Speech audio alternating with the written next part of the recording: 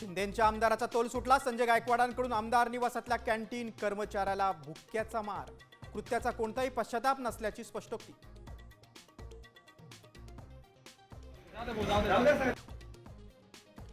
आमदारांच्या मारहाणीने चुकीचा संदेश. मुख्यमंत्री फडणवीसांनी गायकवाडांचे कान टोचले तर अनिल परबांकडून गायकवाडांच्या निलंबनाची मागणी. अधिवेशन संपताच शिक्षकांच्या खात्यात पूर्ण पगार जमा होणार. मंत्री गिरीश महाजनांच्या आश्वासनानंतर शिक्षकांचं आंदोलन मागे.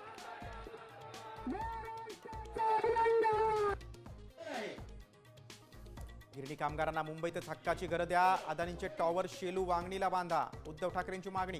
गिरणी कामगारांच्या आंदोलनाला ठाकरे सेना आणि मनसेचा पाठिंबा.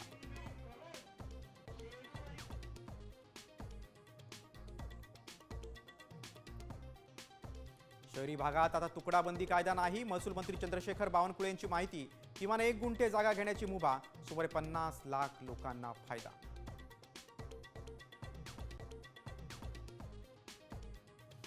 विदर्भात मुसळधार पावसाचा हाहाकार. नागपूरसह गडचिरोली, चंद्रपूर, गोंदिया आणि वर्धा जिल्ह्यांना पावसाचा मोठा फटका.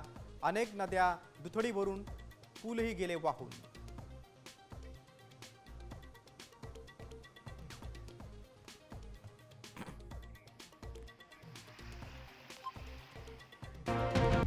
आता isakal.com आहे देशातील नंबर 1 ची मराठी न्यूज वेबसाईट.